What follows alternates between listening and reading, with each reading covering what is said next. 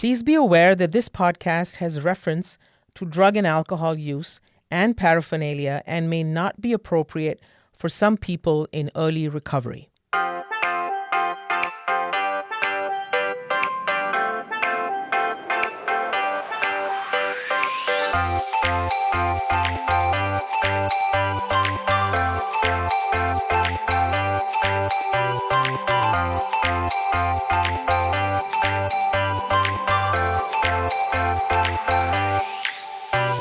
Hello, everyone. My name is Dr. Mahjabeen Islam. And I am Dr. Ketley Daniels. And we want to thank you for listening to our Treat Addiction podcast.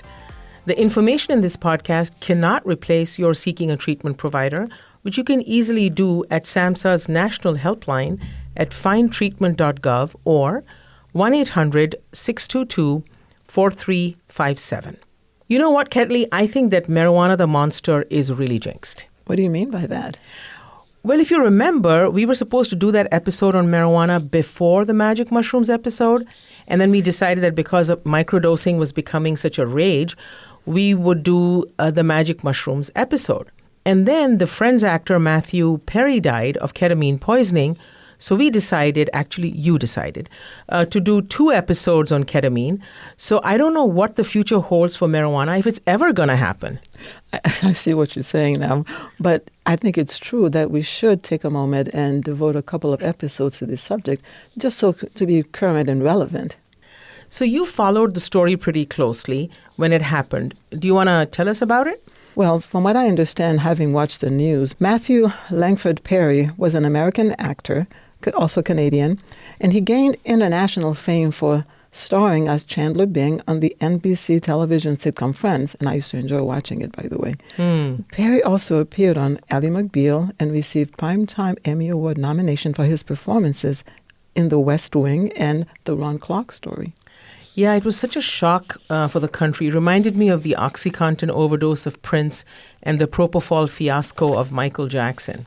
True. And while these celebrity deaths bring attention to addiction to various substances, or even in the case of Robin Williams, major depression, which caused his death by suicide, these tragedies also occur daily to everyday people. Yeah, they really do. And what I feel so bad about is that almost uniformly, the deaths were entirely preventable. Yes. Apparently, Matthew Perry died from acute effects of ketamine. He had been undergoing ketamine infusion therapy to treat his depression. He was, but was he not injected by a physician on the day of his death? Unfortunately, according to the media, he was injected multiple times the day of his death. And an autopsy showed the amount of ketamine in his system had reached the level used for general anesthesia. Oh, my goodness. Mm-hmm. It appears he was also receiving infusion therapy for depression. And it so, reminded me of what happened with Michael Jackson, who was using propofol, which is a strong sedative and actually an anesthetic agent. And Dr. Conrad Murray injected Michael Jackson with it multiple times. And when he was found unresponsive, this part I can't wrap my mind around. He tried to do CPR on him on a bed, on a springy mattress, instead of laying him on the floor. Wow.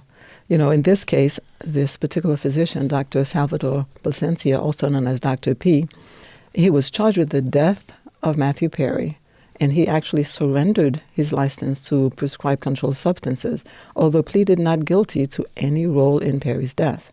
And even though authorities say that Dr. P injected Perry multiple times in a park, of all places, in a park, a few hours before his death, he's still claiming no culpability. Apparently, at one point, he saw Perry freeze up and his blood pressure spiked, but despite that, he continued injecting him with the ketamine. It's really like a bad movie, it seems, because there was that ketamine queen person also, yeah? Yeah, that was interesting when I saw on the news that she was called the ketamine queen and her name was Jasmine Sanga. Perry, his live-in assistant, in addition to this woman, provided all of this ketamine to Perry. And he was actually injected 27 times before his death. Good Lord. Incredible. And authorities found 80 vials of ketamine, thousands of methamphetamine pills, and lots of cocaine and Xanax in this queen's house. Yeah, well-deserved name. Perry even wrote a memoir about his addiction to ketamine and how it started with his treatment for depression. What is so shattering is that Perry was found in his Pacific Palisades mansion, floating face down, having passed out from his injections of ketamine. And that reminded me of the circumstances of Whitney Houston's death, in which she also was found face down in the bathtub. The autopsy showed that the death was due to cocaine and heart disease causing accidental drowning, but then toxicology found Xanax, Flexeril, marijuana, and Benadryl in her system. But surprisingly, these were not ruled as contributing to her death, which is so counterintuitive. I mean, like you have cocaine and then you have all of these other substances, and then she so yeah. I mean, it's very similar to Matthew Perry. Yes. And with him, there was a broad underground drug network that was apparently supplying numerous people with various medications, including the ketamine. Also, the closely involved ones were 2 licensed physicians, including to this ketamine queen and a live-in assistant. And apparently this ketamine queen woman supplied Matthew Perry with 55 vials of ketamine for $11,000. Imagine that. It was about the money. And you know, this is the whole industry. It's about the money. And they also found a text in Dr. P's phone that said, you know, I wonder how much this moron will pay. And that just tells you the greed and how sickening it is. And as soon as the news of Perry's death became public, the ketamine queen told her broker to delete all text messages. And apparently, this Dr. P, the Dr. Placencia, was falsifying medical records to make it look that he was doing something legitimate. You know, it always boggles my mind. I wonder how, do you not think you're ever going to get caught? Do you not think that eventually this will catch up with you? This is really amazing. It's mind-boggling. I guess not. Maybe you can share the exact cause of his death, Perry's death. Cause of the death is written as acute effects of ketamine, and the contributing factors are written as drowning, coronary artery disease, and buprenorphine effects, which is a type of opioid. Yeah, and we talked about that in one of our earlier sessions. It appears that he was receiving ketamine both by infusion and also he was taking it by mouth because they found ketamine in his stomach as well. And you know, Ketley, the levels are so mind-boggling because Matthew Perry's level of the ketamine was 3,271 to 3,540 nanograms per milliliter.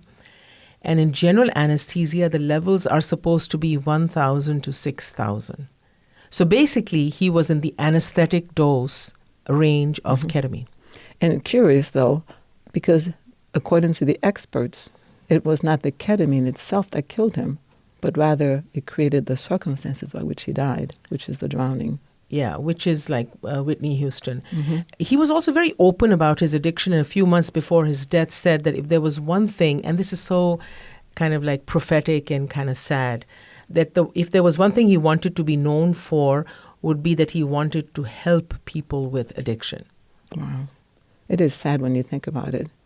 And in the memoir, he wrote Friends, Lovers, and The Big Terrible Thing. He was very open about the lifelong struggle he has had with addiction, and that he actually went and sought treatment 15 times. 15 times is not small, and spent so much money. So much money. So I think we should talk a little bit about the ketamine. It appears that it is available in the market and is used not just for the treatment of depression, but also as a club drug. Because it's made it to the market, it is unregulated, like we talked about in the previous episode about other drugs that are unregulated, like magic mushrooms. And it's available from several clinics, but there's really no oversight on them. And Matthew Perry's case has turned a spotlight on loose prescribing practices around ketamine, which is actually a hallucinogen. It has been approved for decades as a drug for anesthesia, and that's how we had learned about it, in medical school. It has a long history as a party drug, and in recent years it has been studied as a possible treatment for depression, post-traumatic stress disorder, and chronic pain.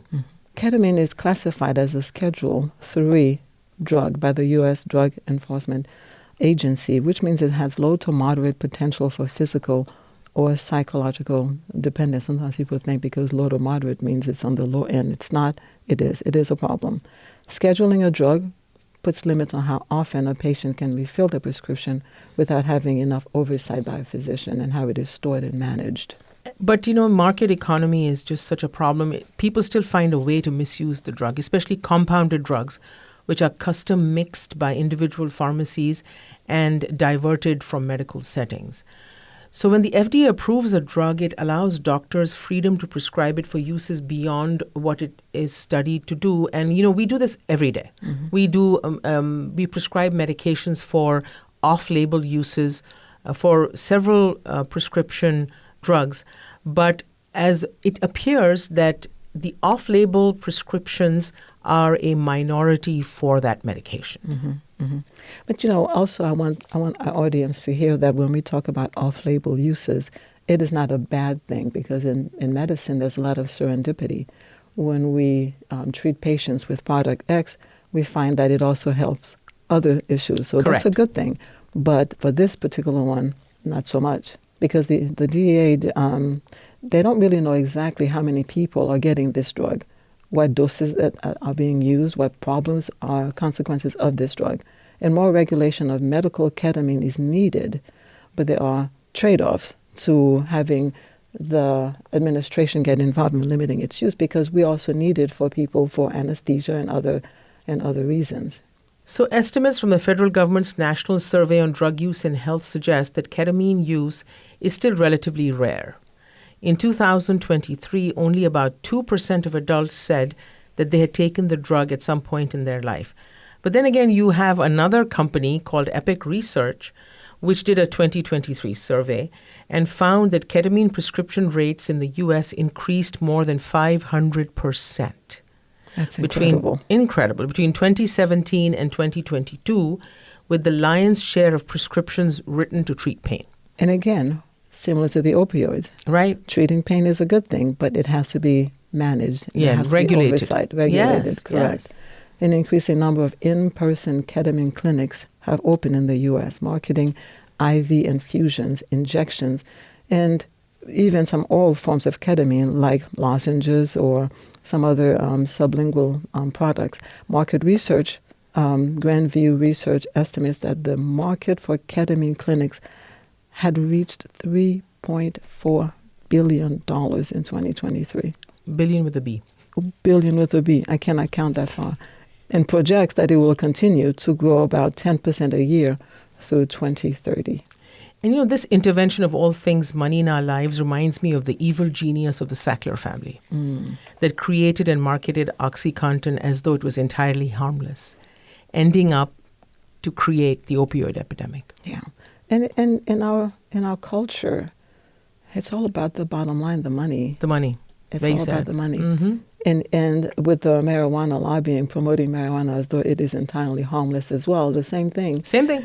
And I remember I was one of those interviewed by the APA years ago about whether or not we should legalize, cannabis. And my recommendation was no. I said, give it time. You will see the problems in this community as a result. And it's happening now in real time. We're watching it. Yeah. But there's absolutely. so much pressure from the lobbying. Yeah. And the intervention of the internet has really created a lot of issues, because online prescribing of ketamine accounts for almost half the market. Wow. And in October, the FDA warned about growing use of compounded forms of the drug, including lozenges. And dangers highlighted by the agency include psychiatric events, increased blood pressure, and respiratory depression. It reminded me of an individual that I was treating for depression using the S-ketamine, the Spravato.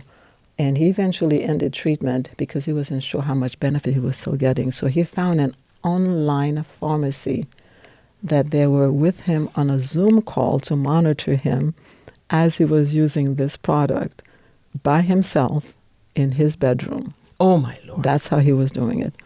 And apparently clinics often don't have to have a doctor to evaluate the patients. And they give whatever dose of ketamine they want, and the average person will accept that. And they do not monitor the patient's progress, and patients are usually expected to pay cash for each treatment. And it's like the wild, wild west. Whatever goes, people will do whatever. And the unsuspecting patient, often, even when you give them feedback, they are still willing to try this new thing, hoping this is the answer for them. They're still willing to try it. Exactly. And the funny part is that because esketamine is approved by the FDA, there are strict regulations around the prescription of esketamine. But ketamine, no. So, but we'll talk more about ketamine and esketamine in our next episode about the treatment of depression. It's so true, because I'm thinking there's a whole REMS, it's a mitigation program that's in place with prescribing esketamine, but yet they can go online with person X or Y and get whatever they want at whatever dose they want without any oversight. And REMS is a risk evaluation and mitigation strategy. Correct. And people, it's really interesting that you bring that up, because I ask my patients that, are you keeping your Suboxone locked? And they say, no, it's in my bag. And then I tell them that if a child gets a hold of it, or someone who is opioid naive, they'll die. Yeah. And they're like, oh, nobody ever told me that. Oh, So, yeah, it's true. And going back to Perry's case, the actor was using ketamine to ease depression, according to the autopsy report, but there were suggestions that he had developed a growing need for the drug. And so when they talk about it being low tolerance, there is this thing that tells you that there is a problem right there. Right, exactly. In the news release on the changes brought in his death, the U.S. Attorney's Office for the Central District of California said that doctors said the drug that they were given to Perry, despite being informed at least on a weekly basis earlier that his ketamine addiction was spiraling, he was still being given this product, even though they knew what was happening. And apparently ketamine isn't physically addicting the way an opioid drug can be, because with an opioid or any other drug, if you stop it suddenly, you go through physical symptoms of withdrawal. People who use ketamine regularly and then stop don't typically apparently have withdrawal symptoms per se. And they say you live in what they call K-lands or ketamine lands, and coming back to reality might be unpleasant, but you're not going to go through a physical withdrawal. I'm so freaked out about that. I mean, I don't know how people would take that kind of risk. But that's why some people call it psychologically addicting. You know, I think I mentioned last time we talked about the psychedelics. I can't even imagine taking a product that's going to have me spinning and seeing things. I don't care how pretty those things are, but I'm seeing something that's not real, and it can easily become scary. No, but then we're not addicted to substances. Yeah. So, yeah. And just like Matthew Perry, the cause of death was not the ketamine directly as much as it was the conditions whereby he drowned. And similarly, a person decides to use ketamine and has no idea about the amount that they're using, and they decide to cook or do something with fire in the house and can burn down the whole house, or they'll drive and have accidents. Many things can happen. And this is not just about ketamine.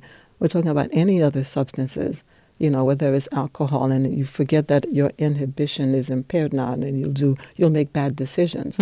No, they don't consider the after effect. And in alcohol and opioids, there's euphoria. But here you're dealing with an hallucinogen. So you are basically, the hallucination can be completely out of control. Right. And there's complete distortion as far as reality is concerned. Right. So the danger is a whole lot more. Yeah. So we will be doing another episode for the treatment-resistant depression. But maybe you can do a quick encapsulation or some take-home points for this episode? I don't know. I had an image that just popped into my mind with Nancy Reagan. Just say no. Don't do it. Don't do it.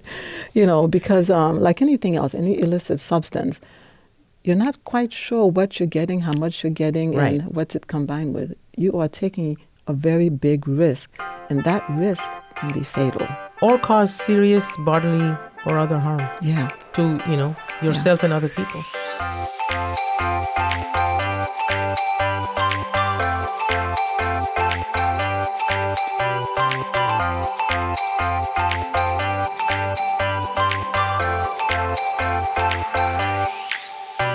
So we really hope you enjoyed this episode. Our next episode will deal with the use of ketamine and esketamine for the treatment of depression. And we really hope you will join us. I'm your host and producer, Dr. Mahjabeen Islam.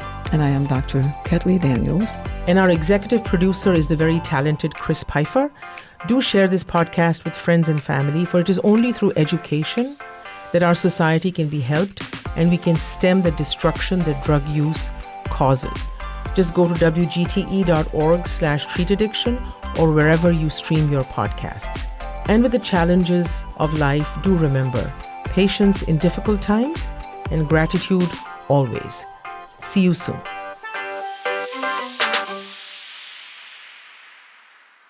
WGTE. Voices around us. WGTE is supported in part by the American Rescue Plan Act funds allocated by the City of Toledo and the Lucas County Commissioners and administered by the Arts Commission.